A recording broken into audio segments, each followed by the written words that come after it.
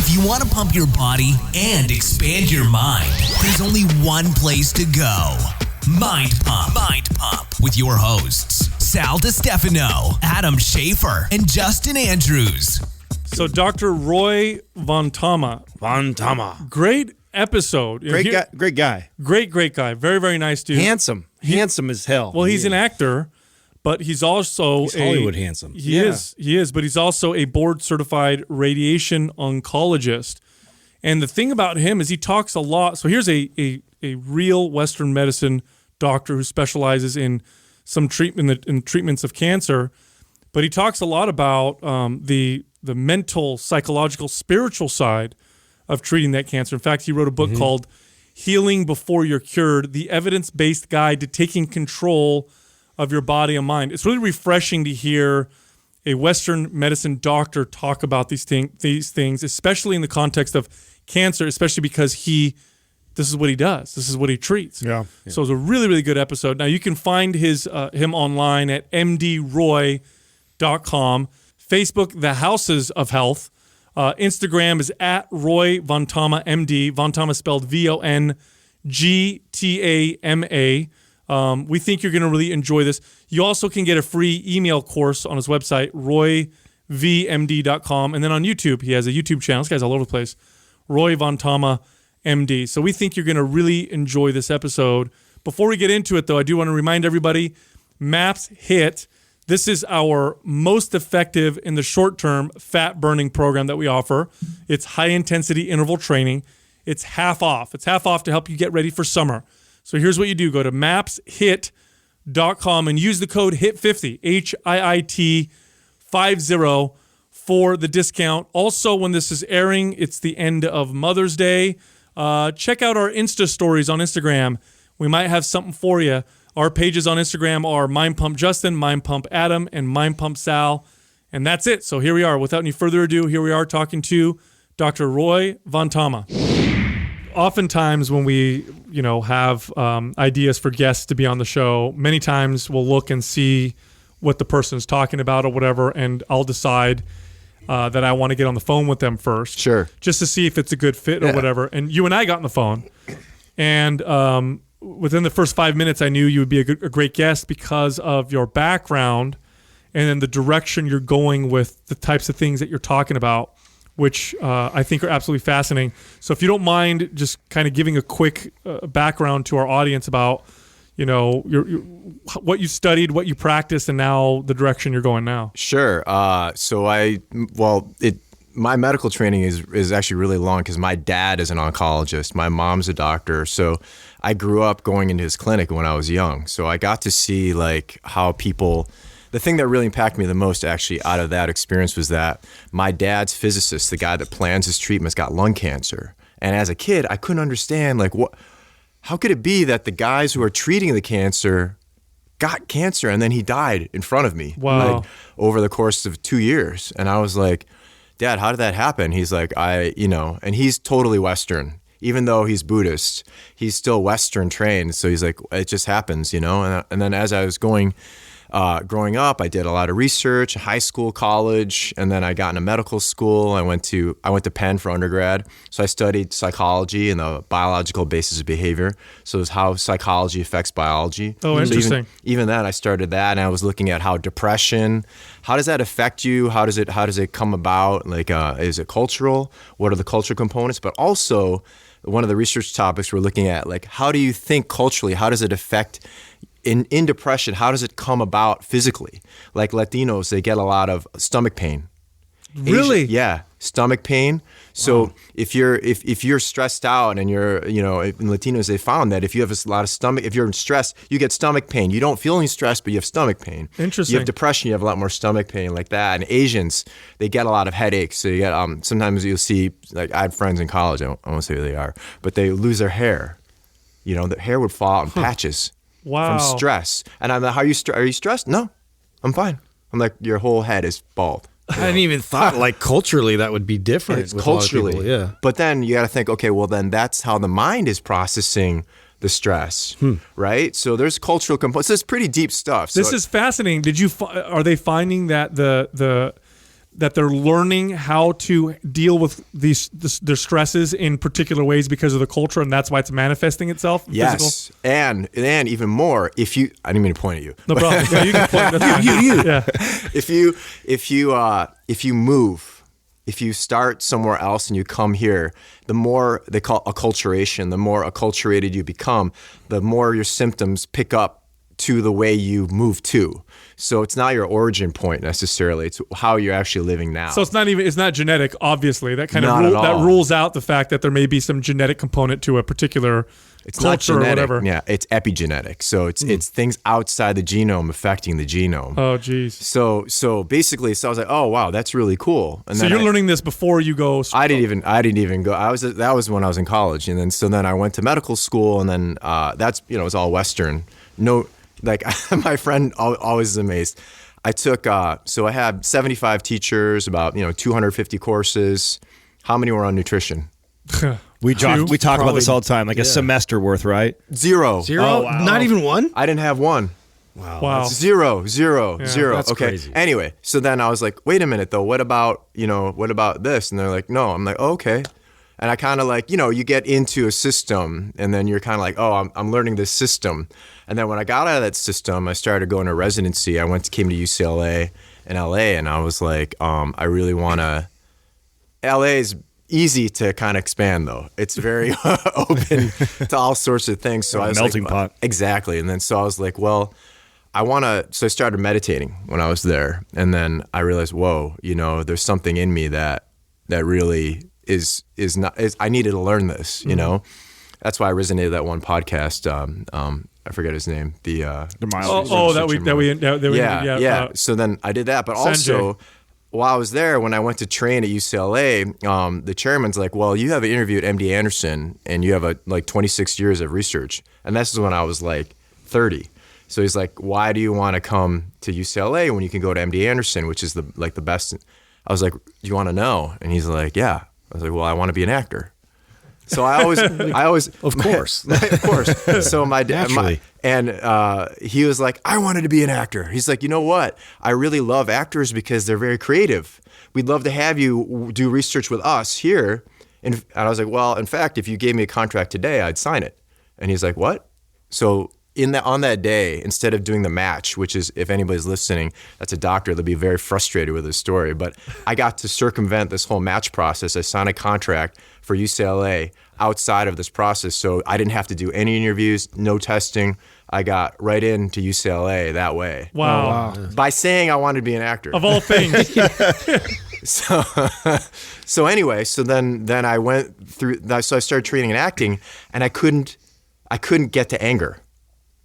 I couldn't access anger. Well, so while you're trying to exemplify these emotions as an actor, I couldn't do it. so you could do sad, you could do. You'd think that'd be the easier one to emote. Well, this is very interesting. So culturally, in like Thai culture, one of the favorite the phrase is called "mai pen rai," means it's okay, don't worry about it. That's how you take any kind of situation that comes to you. You don't. But it's fake, right? Because you're getting angry and you're like, oh, it's okay. But it's that's bullshit. So it's like, unless you're a Thai fighter, I've seen those. Oh yeah. So Yeah, my they get angry. dad's a Muay Thai fighter. Oh, is he? He No grew way. up fighting Muay Thai. Oh, Wow. geez. So I never won any fights when I was fighting with my dad, but I've won every other fight because I'm fighting with my dad. But it's all elbows and knees, right? Yeah. Except when you're a kid, you hit someone with an elbow. It's not good for you with talking to their parents because it's like elbows. Your kid you do elbowed some my son to damage. the eyeball. What the hell? Yeah. My dad's like, okay, we have new advice for you. I said, what? He's like, punch him in the stomach. I was like, why? He's like, doesn't leave a mark. I go right down. I was like, good okay. advice. I like your dad. All right. So anyway, this is a roundabout. But basically, I couldn't feel anger, right? So then I was like, what's going on? And my coach was like, well, let's start with your name. I was like, what do you mean? She's like, say your name. I was like, Roy Vongtama? She's like, is that a statement or question? I'm like, what do you mean? It's my name. She's like, say it again. Roy Vongtama? And she's like, that's a question to me. Yeah. Oh, The I way see. you end your sentence. Yeah. And I was like, it's my name. I don't know what you're talking about. She's like, sit down. And there's other people in the class. She's doing this in front of a class. And I'm like, so next week I come back. She's like, okay, stand up, say your name. It's like, Roy Vongtama? And she's like, sit down. And I was like, next week, I'm paying money for this. This is all I'm getting. Third week I get there, I'm like, I'm gonna fucking kill her if she's trying to sit down again. So she's like, what's your name? And I'm like, Roy Vongtama? And then she's like, sit down. I'm like, wait, what is going on? Like, I'm saying my name. What is wrong? Like, she's like, you don't know who you are. Oh, wow. Oh. You don't need an acting class. You need therapy. Oh, shit. She said that? Yeah. And heavy. And then she goes, you're a good looking guy. And everybody, and I was like, and she goes, what are you laughing about now? I'm like, well, you just say I'm a good looking guy because that's what, I'm paying you. And she's like, oh, really? So you think because you're paying me that I'm telling you good looking while I'm telling you to go to therapy? And I'm like, yeah. She's like, okay. All the girls in the room, how many, or everybody, how many people do you think Roy's good looking? And like everybody raised their hand. And I was like, what? I mean, this is dumb. You're telling them a question where they have to raise their hand. Sure. She's like, you've got some serious problems. She's like, go do therapy. And I was like, she's like, in fact, you should go right now. Forget this class. And I was like, fine, I'm not going to. Well, I paid for 8 weeks, so I'm going to come back. But I ended up started doing therapy. And in therapy, I found out that, wow, I'm really blocked from feeling this emotional stuff, right? And then when I went back to being a doctor, I was still being a doctor during the day. I was just doing this at night. I found that my cancer patients, the patients I was dealing with, 'cause I'm an oncologist, that almost 90% had issues in this particular area, which I call the emotional house. They have, oh yeah. So I was like, I would ask them questions. I would ask them like, I started asking like, how's your relationship with your parents? Did you have any trauma growing up? Did you have any, do you have any bad experiences growing up? And 90% would say yes. And I was like, I was like, well, there must be something to this. And so I started using my acting training in this way. I was like, okay, well, I've learned how to access anger. I've learned how to access these emotions. And I realized if you don't have access, that means you're blocked. If you're blocked, then it probably causes disease. And then I was like, well, that's a big leap. That's a big leap to take, right? You can't feel anger. Especially as a doctor, because you're like, I need evidence. Yes, I need evidence. So then I was like, well, I don't know where to look because there's no. So what I'm saying is like, I was like, and I knew it. I was like, well, resentment is causing disease, but I didn't know how to prove that, right? I didn't know where do you look for that? So you type in Google, right? Resentment and causing cancer, and there's nothing, right? So for like years, I was like, I don't know how to prove this, but I can interview all my patients and kind of get like a anecdotal like feeling about how many there were, and it was like 90%. And finally, it came out. I was trying to publish this book. I had written most of it, and this one section was really kind of killing me because I wrote it, but I didn't know how to prove it, even though I had already written it. And I knew it was true, but I didn't know how. So I go to this networking meeting, and this guy walks up to me. I only had 10 minutes to be there. He goes, have you read the ACEs study? And I was like, what? He's like, ACEs. I'm like, who are you? He's like, it doesn't matter. ACEs, go read it. And I was like, okay. And he came up to me 5 minutes later. He's like, ACEs, write it down. I'm like, okay, I got it. What's your name? He's like, it doesn't matter. And I couldn't stay any longer. I never found this guy's name. This is like a true story. And I went home and I looked at the ACEs study. ACEs study is Adverse Childhood Experience Study. It's a study out of Kaiser and NIH where they studied 15,000 people. And they found that if you have a yes answer to any of these 10 questions, which is you have physical abuse as a child, mental abuse, emotional neglect, physical neglect, divorce, incarceration in the family, you witness domestic violence. If you have any of these yeses, you're more prone to depression, suicide, cancer. You double the risk of cancer if 4 of these questions are positive out of 10.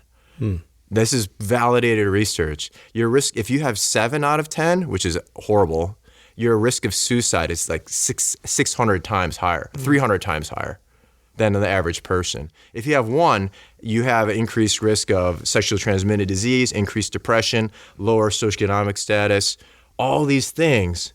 It's all validated in this research, this big study.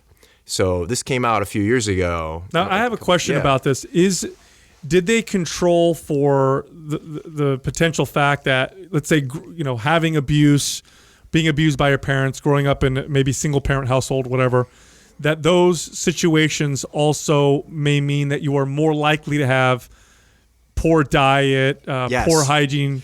Yes, so it's all controlled by all of that. But I mean, obviously, so even if they control for that, they're finding it's related on its own. Wow. Which is why this is super significant, because this is the link I needed to like really validate this work, because I had a few hundred, maybe 700 people I'd asked. Mm-hmm. This is 15,000. It's a whole different thing. It's run by, huge multi-million-dollar study. And so what I found was like, okay, so here's the work. Here's the work. It's like you have your physical component, right? You have all the stuff you're doing in your body, which you guys are amazing about. And you're also great about the mind, right? You're putting all this mind work in, but it's also important to look at this emotional house, right? And then the spiritual house on top of it.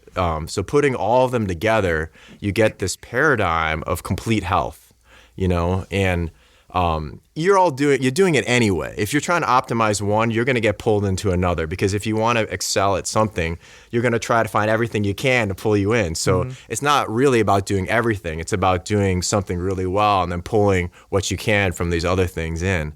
And that's kind of like my entry point for people. It's like, look, find one thing you love, do that thing, and then build on that. Build the momentum out of that one.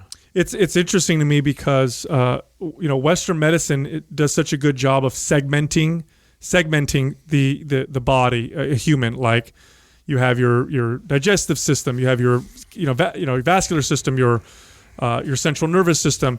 We learn about the microbiome, or we learn about hormones, and they go deep, but they never connect all of them together. If you look at all the other ancient health practices, whether it's Chinese medicine, Ayurvedic medicine, Eastern European medicine, they all tend to treat the person as this one whole, type of organism. And these are practices that have lasted for thousands of years. And what we're seeing now with Western societies is we're solving kind of these acute issues, but we have all these chronic issues that we have no solutions for because we're not looking at the whole person. Yeah. And so someone coming from, did this change how you worked with your cancer patients? Oh yeah, 100%. So what I do is, because I have so many things going on, what I do is I cover a lot of different practices. And so if people don't know me and I'm rolling in, I'll be seeing a patient, all of a sudden it's dead quiet in there. And the nurse is like, what's going on in there? Is something weird happening, But no, I would be teaching a meditation, like right in the room. I'll go see patients. I'm like, look, and I would look, the data shows if you do 90 minutes a week is 7 minutes twice a day. Okay, if you do 7 minutes twice a day, it improves your immune system, increases your cell counts, decreases your anxiety level, decreases your cortisol level in response to stress. If you can learn this one skill, and I can teach it to you right now, you might do it, right? So I would do that as part of my initial thing. I'd ask them, hey, first I'd ask them, do you eat, how's your diet? That's number one. And if they're like, I have to have greens, I have to have a salad. Yeah. If we're talking about salad, we're not going to get to meditation. You know what I mean? Yeah. You got to start big rocks first. Right, big rocks. Right. But if they're more open, I would check how they are mentally, if there's a victim mentality, there's quite a bit of data on that. So I would look to see, there's two researchers, they talk about something called flourishing and languishing. Have you heard of this before? No. Okay, this is cool. So flourishing, what's flourishing? What would you define flourishing as? I mean, just thriving in everything you do, like just being energetic, happy to wake up and have purpose. Yeah, how about languishing? What was that? Languishing, the opposite of that, or what? Yeah, like stuck. Like just stuck, in place in the mud or quicksand, whatever. Okay, so they found that if you're a flourishing mindset, and languishing is almost like a victim mentality, right? Everything happens to me, I have no control. Flourishing is like, I am in control, I run the show, things are great for me. Ownership. If you have that mindset, your immune system improves, less rate of depression, higher income, less chronic disease, less heart disease. So if you can have this flourishing mindset, which you see in athletes, a lot of great athletes have this mindset, no matter what, they turn it. And then if you couple, there's another researcher that found a positive negative thought ratio. So this is the same as flourishing, but said in a different way. What would you say is a normal person's positive to negative thought ratio? Oh God, I think I've actually read this before. It's the amount of negative thoughts that enters someone's head in a day is like in the hundreds, isn't it? What would you say the ratio? If you had to say, I would say it's like a 10 to 1, 10 negative to 1 positive. what would you say? I would agree with Adam. I'd say it's probably around that. Okay. Yeah. Okay. Let's So just you go with all that. Yeah. I mean, what am I going to do? Say like 1 out of 2? Yeah. say what you want. You got to do the No. you got to do the Price is Right You can thing. do a contrarian. I'll go $1, please. So you're How about that? 1 to 1? 1 to 1. You're gonna 1 to 1? I'm gonna go 1 to No 1. way. No. Okay. It's even higher than what I he's- said. No. Oh, he's, really? he's closer to right. Okay. The actual ratio for someone who is actually in a languishing state is 2.5 to 1, positive to negative. Okay. Wow. And that's Right? languishing. Positive to negative. So 2.5 Really? positive thoughts for every negative thought is still languishing. It is, and it's because negative thought is more impactful. Okay. Oh, right. That makes That sense. does so make it sense. stops your behavior. Like you're like, It oh, does. should I talk to this girl? No. Oh, she's so beautiful. You're thinking all these positive things. Like, I don't want to talk to her. I That's can't, right. you know. That's true. Boom. You know what I mean? So they found that if you have this ratio, again, you're more prone to depression. You're more prone to have a worse immune system. You're more prone to disease. Now, what is a person who's flourishing? Oh, gee. Now that's got to probably be like a 6 to 1 or something like that. Yeah. Okay. So it's 4.5 to 1. Oh, so it's at least almost twice as much. It's twice as much, but that isn't even optimal. That's if you're just basically flourishing. But if you notice, you guys, when you're having a great day, you're way above that. You're like so the guy there, James Andrews, the surgeon. He's a big surgeon in Colorado, orthopedic I'm surgeon. probably related to him, but yeah. Yeah, he's so he operated on Adrian Peterson. Okay. Yeah. Okay. So he operated on AP, and AP he tore his ACL the last game of the year. The normal recovery time is 14 months. Yeah, his comeback is crazy. You know about it, right? Yeah, of course. He came back the next year. He wasn't supposed to play. He almost broke the all-time rushing record the next year back. Yeah. And they asked Dr. Andrews, like, how could it be? All these other NFL His athletes self-belief come for in. sure. He's like, well, obviously he's superior genetically than most people, but he goes, his positive negative thought ratio was 10 to 1. Wow. And then he said it in the interview. I go, what? So I was like, how did he goes, oh, See, this makes perfect sense if you think about it this way, okay? If you think of the way the human body evolved, your immune system and your body is constantly adapting to its environment. And part of its environment is your perception of your environment. So if you have negative thoughts, why wouldn't your body prepare itself or at least mold itself in a way? Of course it's going to consider what you think about your environment because that's the filter. You're constructing your environment. So from a Western science point of view, it makes fucking sense. But what's annoying is that for so long, the Western model has completely discredited it. In fact, you sound like you're crazy. Oh, Yeah. If you They say say something like like that. pseudoscience okay. or whatever. So a funny story about that. So I've been giving talks like the last couple of years about this stuff, but I've decided, I'm going to do it to doctors because they need to learn this, right? Oh, great. How was the reception? Okay. So I go to Crucified. I him. went love to- this stuff. I won't say. I went to this hospital downtown in LA, and they're like, oh, the CME lady. She's like, I love your stuff. It's so amazing. I've been meditating. I'm like, oh, great. The audience is gonna love it. So I start to do this talk, and I go, oh well, I call them affirmations, like positive statements. Affirmation only means statement in the positive. That's what it means. But because it's been kind of used by spiritual people, it sounds very foo-foo, right? So, and I mistakenly used the word in the talk, and I was like, okay, hey, everybody, we're going to do some affirmations. And it's mostly all guys, and it's all doctors, and we're talking like, oh, diet doesn't matter. These are the kind of guys that I'm talking to, right? This is where I'm starting, and I kind of didn't connect with the room on that level. I was just kind of like super excited. So I'm like, let's do this affirmation. And I had the study on the PowerPoint. And I was like, okay, so this is an affirmation I use with my cancer patients. It's, I am whole and I am healed. So I want you guys to do this in the room. So you guys say it. So you guys say it. Yeah, I am whole, I am I am whole. healed. And I am healed. Right. So I'm whole and I am healed. So I had to do it a few times. Like I was like, we're gonna do it 6 or 7 times, right? This one doctor, he literally stands up. He stands up because this is a religion talk. Oh, shit. And I was like, what? He goes, this is a religion talk. This isn't a science talk. And I was like, why are you saying that? He was like angry. He's like, I was like, can you tell me what that says up there? And he's like, that's a journal article. And he's like, yeah. I'm like, where's it from? He's like, what does it say? He said, it says cancer. And I'm like, that's a pretty big journal, right? And he's like, yeah. I'm like, is that a religion journal? And he's like, no. And another doctor goes, well, how do you know the research is real? Automatically biased. Automatically. And I go, this is a study. This is a major top 10 journal. This is the showing that positive thought affects your system. I'm just showing you guys what. He goes, well, how do you know this is a real study? I go, you can say that about any study then. You can say about any journal, any study. And then the guys was like, well, yeah. And I'm like, you know what that's called? That's called confirmation bias. Yes. That's just because you don't believe it. It's fake news, right? It's whatever. I mean, it's like. So then I was like, can I continue with the talk? And he's like, okay. So he sat back down. So I was kind of like, I was a little snarky with him, and I was like, at the end, the CME lady, she was like, well, I'm sorry that happened. I'm like, no, actually, it was good because I need to have some feedback. And I realized I was a little bit too foo-foo with the way I said the word positive thought. I used the word affirmation. And then she goes, you know what? He also didn't leave. He could have left.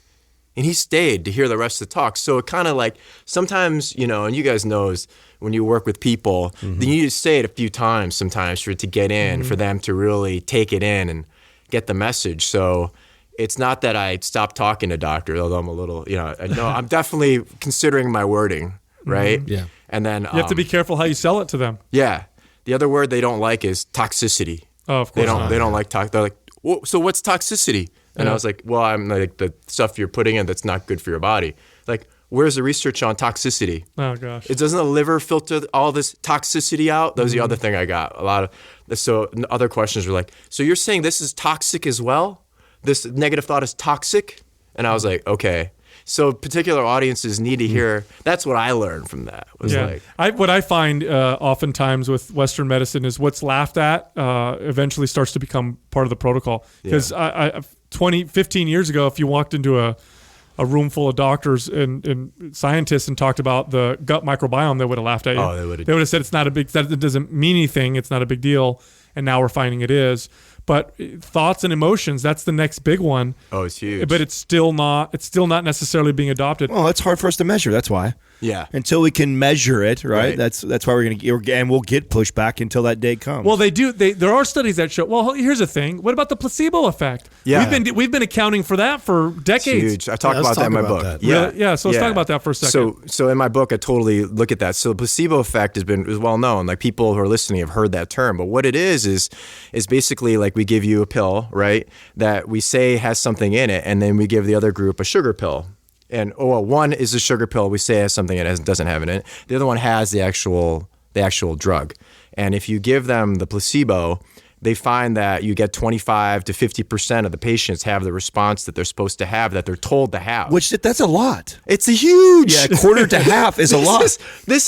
So we're talking about belief. We're talking about, and then people are like, well, that's a placebo. I'm like, well, that's what that means. So it's just the word has this connotation that means in our minds, in Western minds, it means it's nothing. Mm-hmm. And so you've just said the power of the mind is nothing, but actually it's 25 to 50%. Yeah. It's 25 to 50% of the game. Yeah. And in some cases, in particular with pain, because pain is a perception, it can be even higher. I had a client once who had chronic shoulder pain for years, came and hired me, and I did my physical assessment. We did exercises and identified some muscle imbalances and recruitment pattern issues. Nothing major. We fixed them. Great movement, great mobility. Still had shoulder pain, and at this time, I had this kind of this esoteric massage therapist that worked for me who was really into meditation and stuff. And she kept telling me, it's not her shoulder anymore. This is in her mind. It's real. She feels it, but it's not coming from her shoulder. So I sat down with this client and I asked her. I said, we talked about when this shoulder pain happened, and it happened when she was doing an activity that she loved growing up. Hurt her shoulder. She had to stop that activity. It became very traumatic for her. So we were having this conversation. This client's like, "Are you telling me that it's not real?" I said, "No, it's real because you feel it." But I don't think it's coming from your shoulder. We've had imaging. Your movement patterns are good. I think this is something you've attached to. And the funny thing is the pain went away. which was really weird. The next time I saw her, we're talking and it just went away and it didn't come back. And she's like, this is very, very strange. But I've seen this before. Okay, so what's your explanation? I think, and now I'm no means an expert on this at all. This is my own speculation, but I think that she identified with that pain for a long time and perceived it, and she had to kind of forget it, like say, okay, well, it's not there anymore. Okay, gone. So that's partially true. Is that so? There's two things in that, and this is validated again in the research. Is that you were there, and you made it. You allowed her to express it again, have it be real, have it be felt again in a different. She's not the kid she was. Right? She's an adult now, but until she re-experiences the event and and there's an empathetic connection, because you're like, I feel you, I want to help you, I'm here for you, and you allowed her to say it. They found that in the research, that is what allows for improvement. So if you look at the research in like cognitive behavioral therapy or any kind of therapy, the one that's been validated across all things is if the therapist is empathetic. That's the only time the person gets benefit. In fact, you don't even have to have a technique to give them. If you just listen and you empathize with them from where they are, they found that is the improvement. And if you improve that emotionally, it has a result in the physical. So that's why. And the research shows this. Yeah. Wow. Do they have any research to show cancer survival rates with changes of attitude, and do they have any research on that to show? Yeah. Okay. So that's an interesting question. So if you look at in terms of cancer itself, because cancer. Okay. So say you have a cancer. Everybody, especially in LA, there's a lot of like conspiracy stuff going on. Like in people's minds are like, you have the pill, right? The cancer cure that, I'm like, that they only give what pill? The pill that cures cancer. I'm like, okay.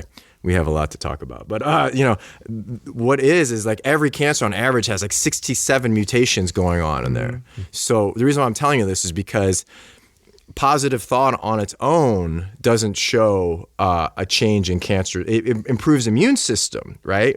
But that's like a basic groundwork, right? And the research has shown if you do positive thought, you change your diet, you start some meditation, you get into support groups. Now you've hit the physical with the diet. You started exercise, right? Okay, so let's see. So the diet amounts to about, in cancer, is about 15%.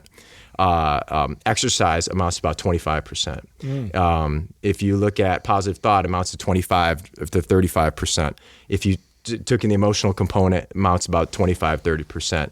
You add in the meditation, another 20. Now we're at 150%. I did the percentages wrong, but we're, if you put them all together, that package has been shown to improve survival. So this is the thing. I think in America we have this thing where like, like I gave a talk the other day and we're talking about all this stuff, and one lady asked about how about diet? And I talked about this one mushroom. At the end of the talk, people wanted to know where to get this mushroom. Yeah. And I was like, whoa, wait a minute. Like the mushroom is just it's just one part of one thing. Like they're like, yeah, but where do we buy it? I'm like, oh, this is how we've been trained. Is like, give me something from the outside that will fix me.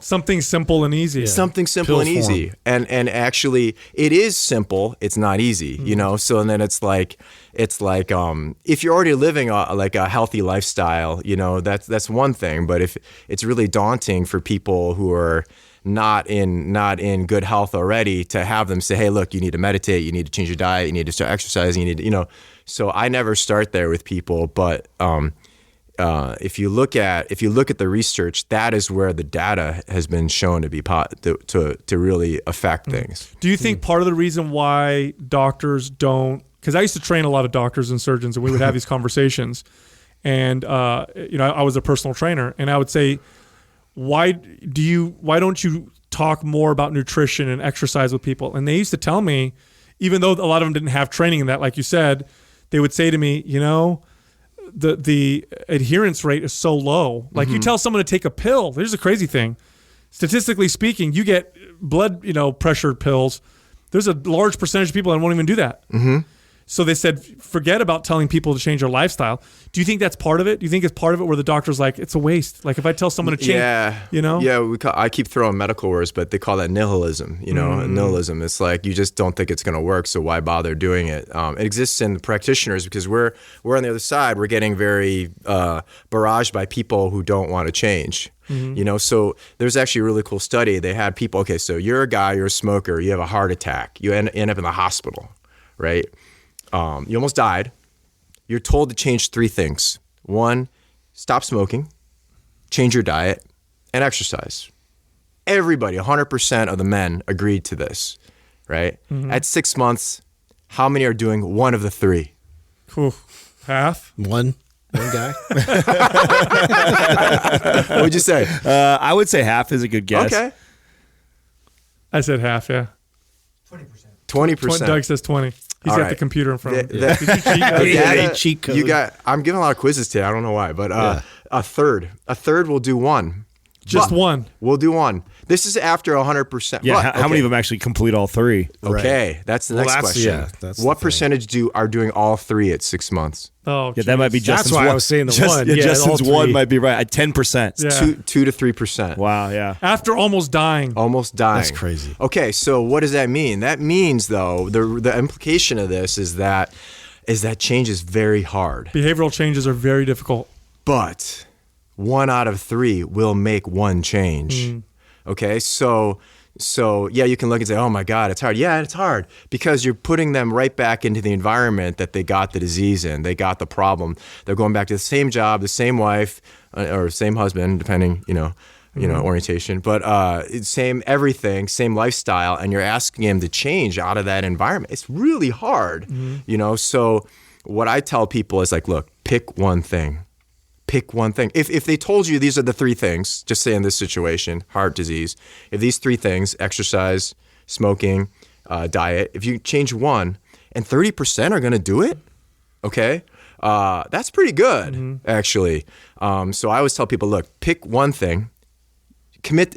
Right now, I want you to commit, and I always have them raise their hand like a vow. I say, take a vow. For 7 days, you'll do this one thing. You'll do this one thing. And they're like, I can do that. Everybody commits to 7 days. I'm like, okay, if you do 7 days, then maybe you can do another 7 days. So a lot of it, I think, is your patients must love you. When you understand psychology, right? Which you do. This is the same way that we talk on the show about how we coach people with nutrition. Like we've learned over all the years, as a trainer, I can do all your measurements, figure out your body type, your movement, and I could write you the diet to get shredded. But what I have found is, 1, the adherence to that is like crippling. It's terrible, the people that will actually follow through on that. Yeah. Even the ones that do, it's short term and they go back. So therefore, how do I handle that as a trainer? Well, we figured out a long time ago, like, okay, instead of me handing you a diet and saying, follow this, I want to see what you're doing. So I have them track for a week, document everything, and then I pick one thing. Whether that be adding some greens into the diet. And that's it. That's all we talk about. We're not going to talk about the fucking donuts. We're not going to talk about the sodas. We're not going to talk about any of that right now. We're talking about one fucking thing that I see that's wrong in this picture and see if I can change that one behavior and then build upon that. And then we've had a lot more success when you do that. This is part of the what we talk about on this show. I think that's counter to the fitness culture. Fitness culture is a lot of like the Western medicine culture. It's like they want to see just the science. Nobody wants to talk about the psychological part and realizing how much of that it's a factor. And in our space, which I would argue yours is similar, we've come to find that that's everything. Because if you don't believe you're going to do it, if you can't create those behaviors, then all the other shit that we talk about is almost moot.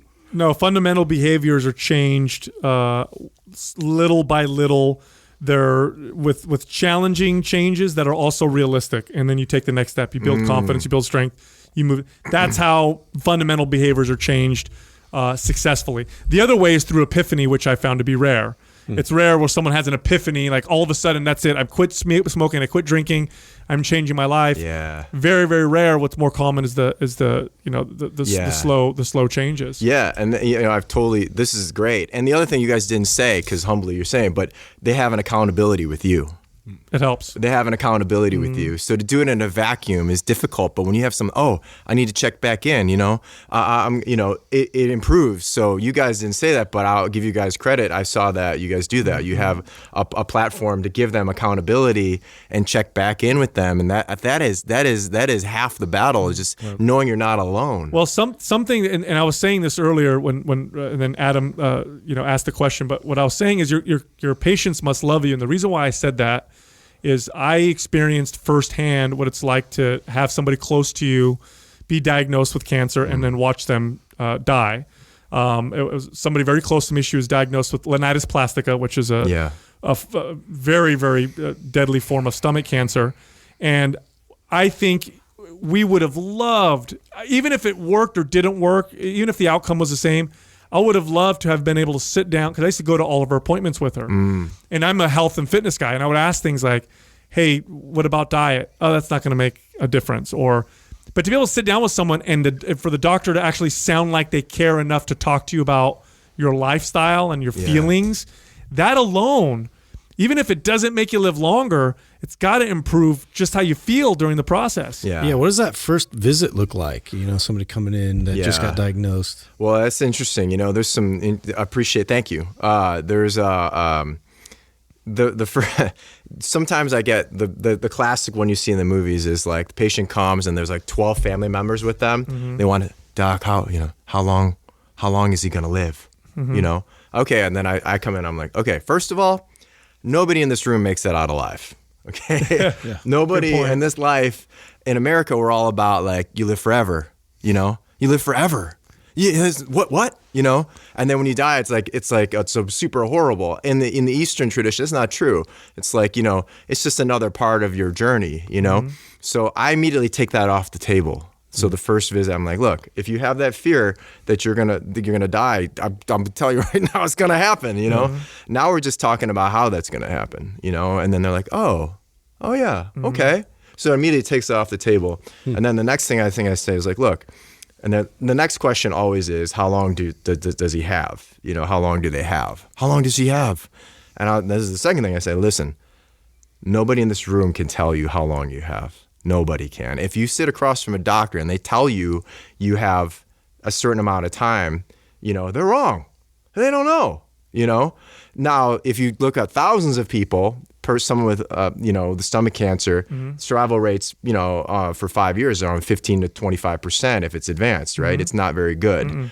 But I don't think it's helpful as the patient to hear the person that you've given power to across the way, to hear them to say, you have a 15% chance to make it to 5 years. Because all they hear is 15%. All they hear is 6 months. All they hear, they only are listening because they're so scared. All they hear is 85% chance of dying. Yeah, it's so easy to do that. It's very easy to do it. And then you don't because they're not trained in thinking about, look, well, that's thousands of people. That means out of 1,000 people, 150 people are living. But or 250 people are living 5 years. So it's actually a lot of. It's more than you think. But also, as the person sitting across, I don't know, what you have, because I've seen people with brain disease, brain metastasis. I've seen them live for a long time, years, and the research shows it should be about 3.5, 4 or 5 months. So I never I saw a guy who was 8 years out, and he had him. He's like, oh yeah, he's like, how you doing? I just played tennis. I'm like, okay, cool. So then I don't give them false hope, but I'll never say so, the other doctor said 6 months. Do you think it's 6 months? I'm like, who's telling you this? Like, is this the same guy that told you not to have a salad? Because it's probably the same guy, right? It's this guy. He tells you you're going to die. Your nutrition doesn't matter, and just take my chemo. That's not. Now, do you get a lot of pushback from the family for this type of No, they response? loved it. They love it. I would have loved it. I would have loved it if I had a love. doctor like you with her. Yeah. It would have been great. Well, it's that's the thing. It's kind of like this is what I was telling them. Like, listen, I'm like, look, what do you want out of life? I'll ask them, like, you have this thing now. What do you want? What do you want? They're like, oh, I've never thought about that. I'm like, well, that's probably why you're in this situation. I don't say that, but that's like, do you know what is important to you? Do you know what you're trying to live for? this is actually this lady. We did the book launch on Saturday, and this lady came, and my whole platform, my whole thing's about ownership. It's all about ownership. And this lady came to me. She's like, I love what you said. She's like, I'd like to come see you and have you be my doctor. And I said, well, do you have cancer? And then she's like, no. I'm like, well, then you can't be my patient. But I was like, wait, but hold on a second. Did you were here? She's like, oh yeah, I heard what you said. She's like, I'd love to have you. I want someone to help me and fix all the stuff I have going on. And I was like, wow. I go, how about this? I'm going to you can read the book, or you can, we have this free email course we're doing. It's all about ownership. And she's like, that's great, but I want to come see you. I want you to treat me. And I was like, oh, this is the part that's missing in most people. Like, you don't need me. You need you. You need you. You need you to be on your team. And so when I sit across from people, like the guy, if he has a bad disease, is surrounding his family, like, what do you want out of this? And once we find out what you want, then I'm saying, oh, I'm going to help you get that. I'm going to help you get that. Oh, that's awesome. Yeah, when I used to, like I said, I trained a lot of doctors for a while. And one thing that was interesting to me, and they all agreed, was when they were working with people who are terminal, that they can almost, I forgot what percentage one of them said. One of them told me, like, with 80% accuracy, I can predict when someone's about to die, and not because of their labs or because of their physical health, but because of when they decide, like, I'm going to go. And this is the person I'm talking to you about who had the cancer. This happened with her. It was about a year and a half out of her, when she got diagnosed. She had to go to the hospital because she had ascites, which is just lots of fluid in her abdomen. She had to have it, pulled out or whatever. And they did all the tests and stuff. And she was in the hospital, and they said, oh, her organs look fine, liver's functioning fine, kidneys are functioning fine, heart is functioning fine. So she's got at least a few more months or whatever. She's going to be fine. So there's no signs that she was going to die. So she's in the hospital. The next morning, she calls me up, and she's like, I'd like you to come to the hospital. I'm like, is everything okay? And she goes, yeah, but I'd like you to come here. I said, okay. So I get there, and she had called all of her family members and close friends, and she said goodbye to everybody. And she had made peace with the fact that she was going to be gone. She died the next day. And I brought that up to the doctors, and they all said, oh yeah, we see that happen all the time. Is that a true thing that people see? Yeah, this is so. There's a couple ways to look at this. The question is how to look at. You're talking about the soul. You're talking about spirituality. I don't know. I think it's so strange. So my background is I've done like 7,000 hours of meditation. So I come from a pretty strong spiritual background of kind of finding this thing, and that's how I kind of look at the world from this perspective. Is that the body is not who we are. We're this thing inside. Not to take it way out, but we're the soul inside, and we have the willpower, we have the choice. You look at any spiritual tradition, they all say the same thing. It's like, it's like there's this soul inside that's doing this thing. So if you look at the research, though, you find that people, for example, if you look at the like spousal research where one person dies, the longer they've been married, the more likely that if that person dies within the next year, it's a very high percentage. I can't remember the number now. Yeah, that will go. I've seen that. And if you've seen somebody whose spouse has passed away, they just don't want to be here anymore. No. They're depressed. Yeah, it looks like they age 10 years the very next year. Yeah, they're just like if you had someone in that situation, they don't want to be here anymore. My grandmother, she passed away last year, and she was 92, and the night I was here in LA, and she was in Thailand, and my mom was there, and she's like, "Oh, I wanted to call you. Grandma's not looking great. Her feet are getting blue, And then I was like, "Okay, well, that's not good." And then so the grandkids came over, a bunch of them, and my mom was like, "Oh, touch her and tell her that you love her before she goes." So Thailand's like that. They'll come and say touch, and they say, "Love you, Grandma, I love you." All the blood started coming into her feet again. She came back. And so my mom called me. She's like, "Oh, we brought her back." I go, "Mom, what are you doing? She's trying to leave." And I was like, "You know what? Tell them to go home." They're like, no, they're going to come back tomorrow. They think it's working. I'm like, "Mom, she's 92. She has bed sores. She has huge bed sores. She's sick. Just let her go." And so she's like, "Okay." So no one was allowed in the room. She was gone the next day. Wow. Yeah, that's crazy. And is there research on that? I haven't seen any, but maybe we're talking. Someone can email me what they found. There's people have looked at this in other countries, but has it looked at it in a rigorous way? I haven't seen anything, but my experience is exactly what you said. Interesting. And that's what they said too. And it was like, it blew me away. What are some practices, or do you have some practices that you give to people that they can do for themselves to help themselves with their mindset? Absolutely. Yeah. So there's the thing that I really, really like for people to do as far as the mind, and this is, again, is validated in the research, is gratitude. Okay, so this is simple. So like people are listening, like this is what I ask you to do. Like this is the easiest entry point to changing your mind, is write down at the end of your day 5 things that you're grateful for. 5 things. It could be anything, like, oh, I saw a hummingbird. Oh, they called me back. Oh, this guy let me in the lane. Oh, I had this really nice pair. It doesn't matter what it is, but they found that in the research that if you practice gratitude, it improves your immune system. It improves improves everything, And they found that if you can put this practice into play, it has bigger effects as time goes on. So initially, you don't see it except for a feeling of well-being.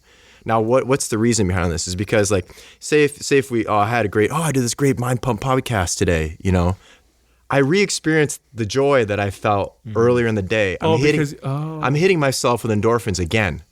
A second hit. Your brain doesn't know the difference between the initial event and the memory of the event.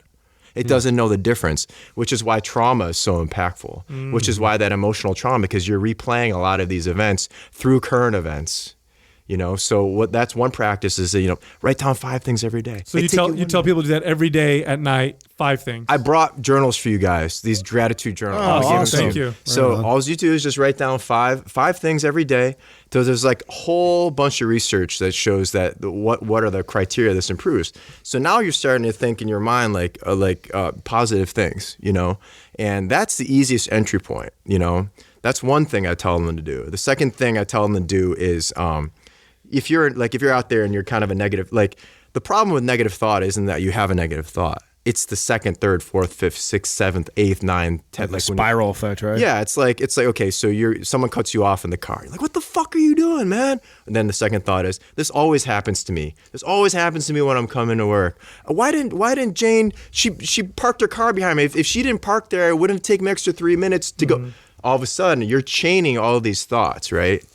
So this is another practice you can do, is if you realize you're a chainer, like you have these chaining things going on, you just say, oh, when you see the first thought, you go, oh, there's that thing I do. You say, oh, there's that thing I do. I think I'm about to do that thing. No, I'm not going to do that thing. By creating, and this is the other point when you had with that lady, is like you create awareness around an issue, you have 50% chance of doing better. Because otherwise you only have one way to go. Right. You have the way that you always go. Right. So you give them another choice point. Create choice points. And then this is where the ownership comes in. Like, okay, now you know that you do this. Are you willing to take the change? Are you willing to pick this as your one thing to change? Are you willing to be in the 30% of changing your mind? Are you willing to say, okay, I'm a chainer. Yep. Okay, so I'll just say, well, there's that thing I do. Okay, well, maybe I'll let it go. I know. See, because this is another tie-in, though, is interesting. So what I call that thing, when you have road rage, I call that mushrooming. So if you have something in your life that happens, like if someone cuts you off, right, and you're like, what the fuck, man? What the fuck is wrong with you? You're up in them, you're yelling at them, and you're like, them? Like they did this to you personally, right? You're like, I'm not telling you, Sorry, but I'm still stuck on mushrooming. Okay. Something else. I'm sorry, dude. Right? No, no. So the reason why I call it mushrooming is because you have this blow up over an event that doesn't mean anything, right? Right? So it's actually a marker of something else. It's actually a sign that you have undealt with emotional baggage. Oh, isn't almost any lashing out with anger is almost always a reflection of yourself? Yeah, right? But there's appropriate anger. Like if you're outside and your appointment's at 10 and it's 10:45, you're like, that's pretty disrespectful. I'm a little, I'm on 3. I'm angry at 3. You walk in, you're like, not really happy about. You're angry, but you're not breaking down the door. But if you break down the door, when it should just be kind of like a thing area, that's mushrooming. So there's grades, right? So if you're blowing up like that, that should be a marker to you that you're in the changing your mind in that situation isn't really going to help, because you've not dealt with the real issue. You've not dealt with the emotional package. You've not dealt with the fact that you believe that in situations you're getting this raw deal, a big raw deal, right? Hopefully I'm not talking about somebody in this room. No. You're like, that's Well, I have kids, and I notice this. If there's something else that's going on in my mind, I am way more short and way less forgiving and less empathetic towards my children. And I've learned to catch myself now in that process where, like, why am I getting so mad that my daughter left her shoes, right, not in the place that they're supposed to be? This is an inappropriate level of irritation. Yes. That's mushrooming. So the question is like, how do we not call that bandwidth?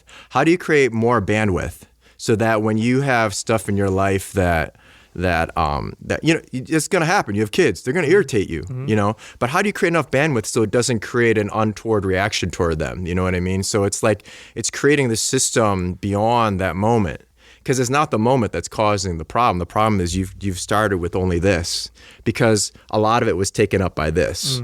Right. So I'm holding my hands. Nobody can see it. But basically, it's like, you just have less capacity. There's less less room. capacity. So it's like creating this capacity. How do you create capacity? How do you create it in an effective way? So this is where meditation comes in. Okay. So the data on meditation shows that if you do this 7 minutes twice a day, you can skip one day, which makes you still around 90 minutes. If you do that, it finally improves, it rewires your brain.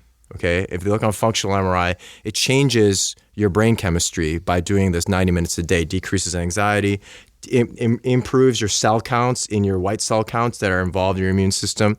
But here's the big thing, and this is what they see in the data, is that in response to a stressful situation, your cortisol level is much less than someone who doesn't meditate.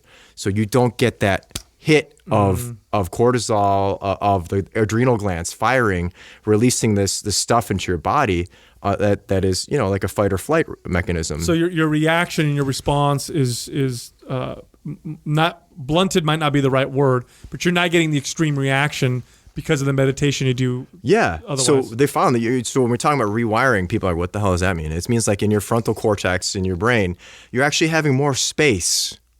You're having more neurons in order to process an event, so that instead of having one neuron going and you're like, why are you doing that? You have like 10. And so maybe only 2 or 3 are taken up by this information versus just 3. So if you walk in a situation and you feel overwhelmed a lot, it's because your brain can't handle it. They found people have strokes, like I have a friend, he's young, he just had a stroke, and I asked him, what's the big problem? Like he's 44.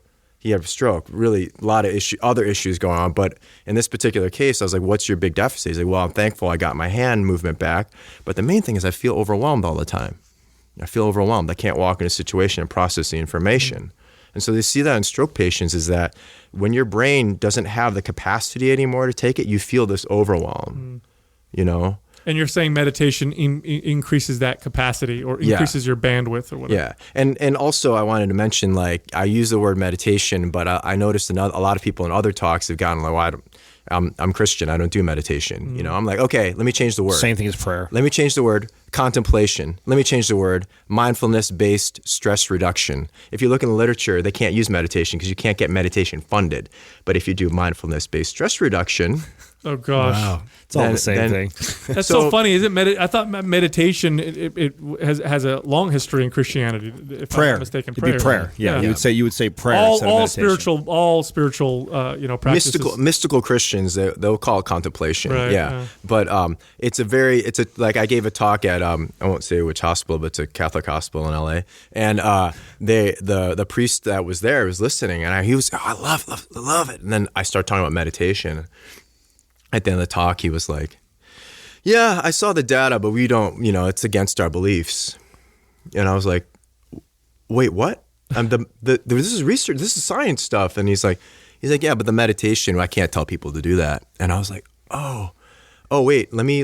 And by then it was already over for that situation. But I learned later, I'm like, okay, if I'm in this situation, be careful with the words you choose, because there's some connotations that people get. We're back into mind and attitude, and it's like, okay, how about mindfulness-based stress reduction? Oh, that is great. Yeah. I'm like, okay, let's sit down. I'll show you how to do it. MBSR, MBSR. You learn a new thing, MBSR. And they're like, oh, this is great. I'll teach all of it. After prayer, we'll do MBSR. I'm like, yep, that's how we do it. We'll do prayer and we'll do MBSR. So for people listening, because we've talked about meditation before, but the question I always get is how? I've never done it before. How do I start?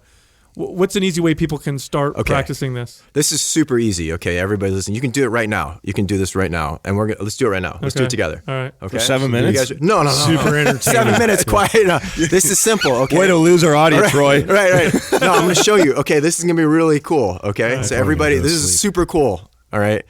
I want you to take a deep breath. Inhale. Tense your whole body, and then exhale. Inhale. Tense the whole body. Exhale. You're meditating. Oh, all right. Wasn't that really hard? Okay, so here's the thing about meditation. People get really freaked out. Oh, God, my mind goes all over the place. I can't meditate. It's not about that, okay? The fact that you know that your mind was going all over the place, proves that you're meditating, because you didn't even know your mind was going all over. Let it flow. Yeah. So actually, this again, talking about research, I always go back to the research. You can't meditate. You can't do any of that unless you're relaxed. So what we did right there, we hyperoxygenated, deep breath. We tense the body, right? You ever get in a fight with your wife and you say, relax. You say, relax. What happens? That's the worst thing you could ever say to your So taking that exact situation, I told you to tense. Oh, right. And your body goes to relaxation automatically. Oh, brilliant. I tricked you. That's so you interesting. trick everybody. Listen, that's how you do it. Just tense the body, inhale, and then relax. And then exhale and then let go of the tense. And let go. And then when you're sitting there, we had almost 3 seconds of meditation right there. Yeah, I won't do any longer. We'll lose everybody. I felt it though for those 3 Did seconds. you see it? You felt it? Yeah, there was a absolutely. moment that, everything was still. So you can't meditate if your body's carrying all this tension. But if you look at the word disease, right? Dis-ease. The answer is in the word ease. So we got to create that in our lives, and like you can have this ease. You just create tension and then let it go, and then your body automatically will go toward this relaxation phase. You know, the irony of all this is, because we talk a lot about nutrition and exercise and all that stuff. When people start to do these practices where they're showing gratitude, or marking down gratitude, or having a gratitude practice where they do some form of meditation, they start to care about themselves a little more. They all start to want to eat and exercise. They all start want to eat better and exercise. Yeah. It's all part of the same kind of process. Yeah. They all lead into each other. And then on the flip side, when I have people who really focus on working on the nutrition, but in a real way, I find that they start to fall into these other practices as well. That's super a great observation. The thing with this ACEs study I talked about before, the reason why the study came about was because Kaiser does this big thing about they have a weight loss clinic, and they're super successful as long as you're in the program. And they found that they had like 70, 30, even people who left the program, they lost weight. But they asked the people who left the program, and they interviewed them. They found they interviewed like 300 that had dropped out. They found that 80% had emotional, that's one of the trauma things, positive. Oh, so what we're doing by creating the gratitude is like we're trying to rewire your brain to release endorphins in these situations by remembering the positive things in your life. They found that in the research, though, with gratitude, it's not necessarily you're thinking positive things. It's that you're not thinking negative things. So they found that it's not about creating positivity. It's not giving, because the 2.5 to 1 thing we were talking about before, the research and positive negative thought ratio, they found that the people who in the gratitude research, they found that people who think positive are actually doing better than people who think neutral. They're the same. It's the people who think negative are the ones that are getting really hurt. Oh, I see. So if you look back at the people that you take care of too, it's like, well, why are we having trouble getting gains with this person? It's because that there's something underneath that's they're using as a protective mechanism right? You've seen that with big people. Oh right? my gosh. It took me 7 years to figure that out as a trainer, and then I became far more successful of a trainer. Yeah. When I realized that it was that component right there, that was everything. And it's everything. You give them that empathy, you give them that, and I'm sure there's a lot of people who work in the fitness industry here. If you really want to build your clientele, if you listen to them, if you let them talk in your session, you will build like crazy, man. It's so true. It's so funny that you're saying that and you're not a trainer, but it's absolutely true. Yeah, it sounds very similar. Yeah, it's totally true. Well, if you think you will or you won't, you're probably right. Yeah. Yeah. So what were the practice? So you went through gratitude. What was the second one? Was it meditation or was it? We did tense and relax. Tense and relax. You want another one? This is Yeah, super cool. yeah. I would love more. Yeah. This is super cool. So, okay, let's do this one. So we're going to do another exercise. Everybody's going to do another exercise. You guys ready? Okay, so we're going to tense and relax one time. Now this next inhale, I want you to visualize in your mind the most beautiful thing you've ever seen, like the birth of your baby or something beautiful, sunrise, anything. You have that thing? You have that thing in your mind? Yep. I want you to close your eyes. I want you to inhale that picture into your brain. Like you see that thing. And exhale. Third breath, I want you to put in front of your nose, smell the most beautiful thing you've ever smelled. Like a rose. Can you have that thing? Could be barbecue, doesn't matter. So inhale. Smell it like it's in front of you.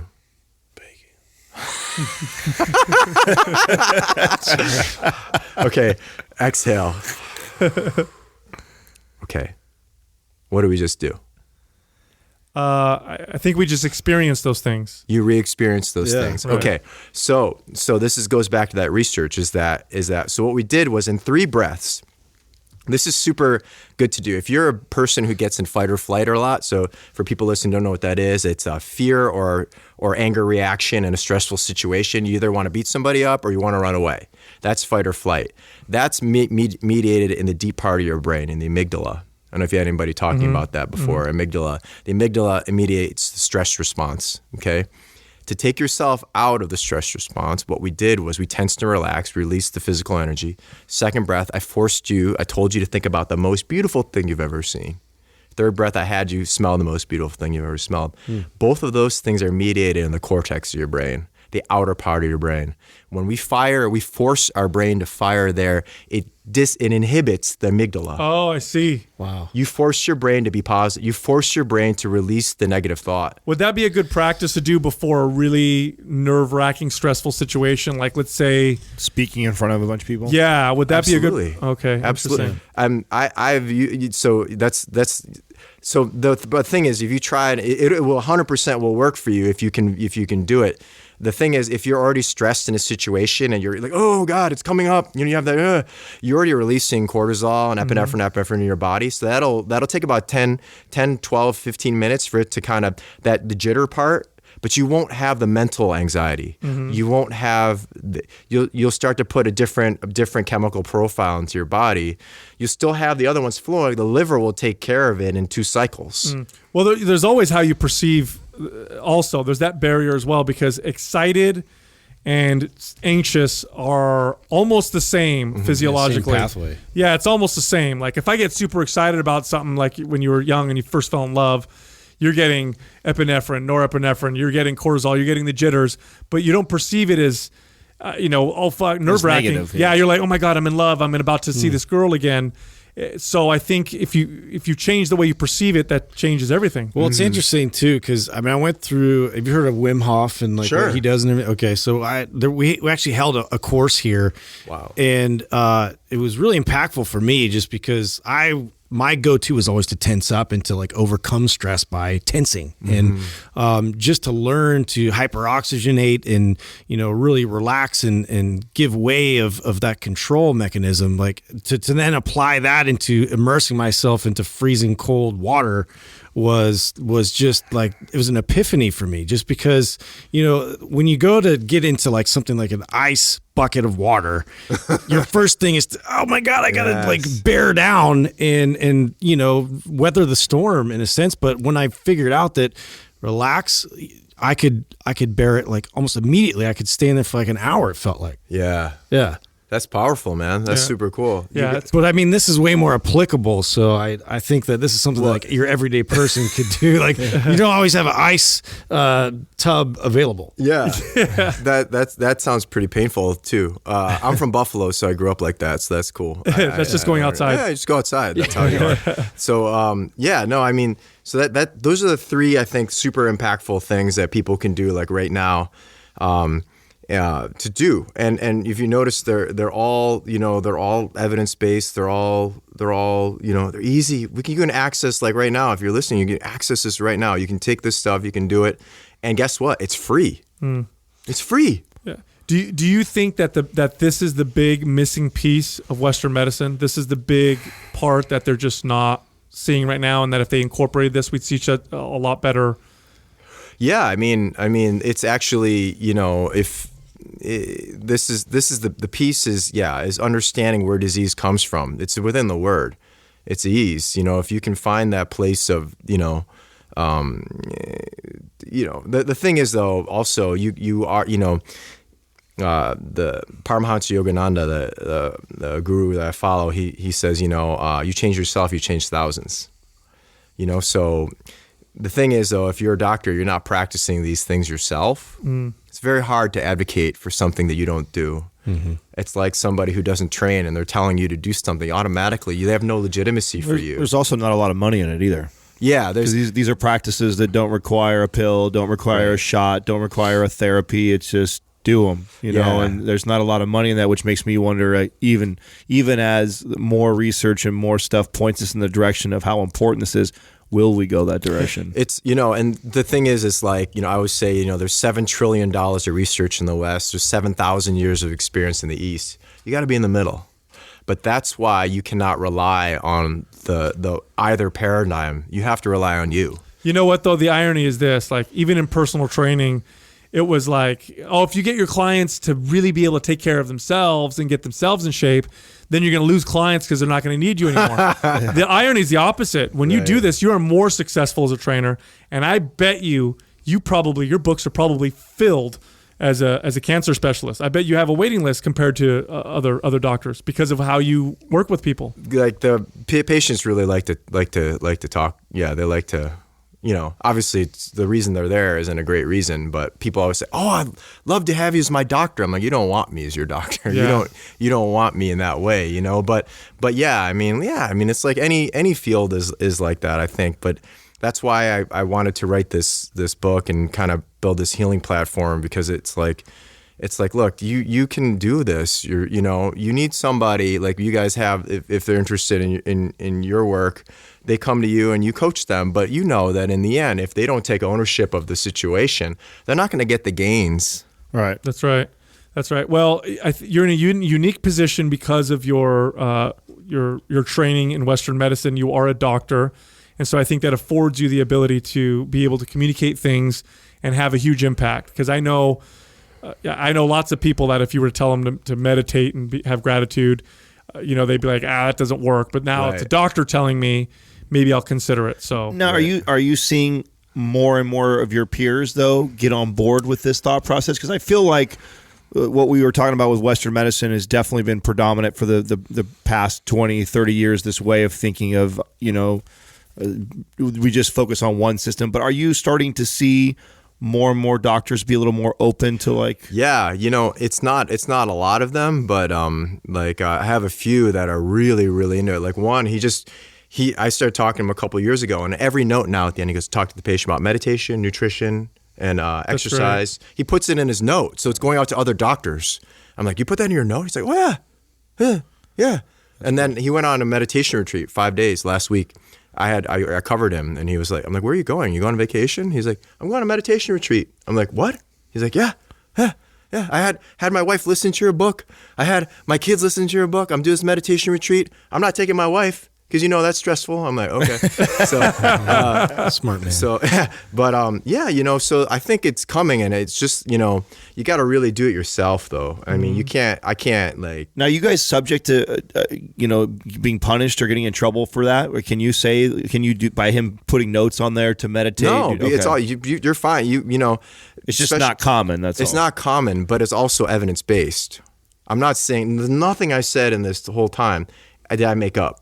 Right. It's coming from somewhere, you know? And yes, the research is there, but also these are kind of like, I don't want to get super spiritual, but these are truths. These are things that are true. So it's kind of like, of course the research is going to support it. Well, and this is all in conjunction with pharmaceuticals and other strategies that you were already using. Exactly. And that's one of the things, you know, I do this worksheet I have with people coming in that want to work with me. I have them fill out like this Houses of Health worksheet. And in the physical house, you know, there's diet, there's exercise, there's sleep, and then there's, have you seen a doctor? Because there's a lot of things you can't figure out on your own in your health. You go in and your cholesterol is like triple normal, you know. You need to know that. You may not know by just working out or, you know, changing your, you may have something that's genetic. You may have, so Western medicine's not wrong. It's not a fallacy. The $7 trillion of research, it's real, you know. So yeah, I mean, if people are like, oh, you don't need Western medicine. I'm like, well, did you know that the survival has gone up from average of 50 years to 78 years? I think America now, is 81 years average. And the average from 50 years ago is like 53. So yeah, you don't need Western medicine, but this is why we've gone from 50, because you're not dying of heart attacks. You're not dying of acute things as much anymore. So we can start to focus on what we just said at the beginning of the program, with chronic disease, you know. And this is where we're on the leading edge of that right now with even, what you guys are doing too with the mind work, and we're on the edge. That's why, you know, they say, you know, first you break the windows, then you are the windows. You know, so when you're on the leading edge, you're going to get pushback because people aren't going to be open to it, because they're just set in their own way of thinking. It's like that guy who said it was a religion talk.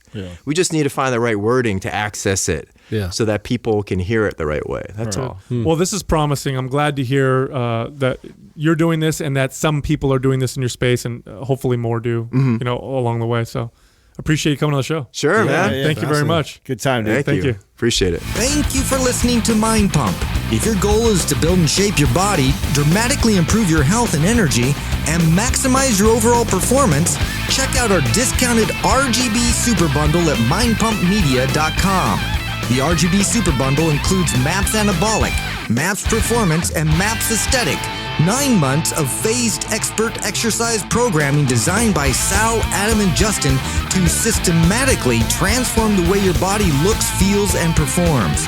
With detailed workout blueprints and over 200 videos, the RGB Super Bundle is like having Sal, Adam, and Justin as your own personal trainers, but at a fraction of the price. The RGB Super Bundle has a full 30-day money-back guarantee, and you can get it now plus other valuable free resources at mindpumpmedia.com. If you enjoy this show, please share the love by leaving us a 5-star rating and review on iTunes, and by introducing Mind Pump to your friends and family. We thank you for your support, and until next time, this is Mind Pump.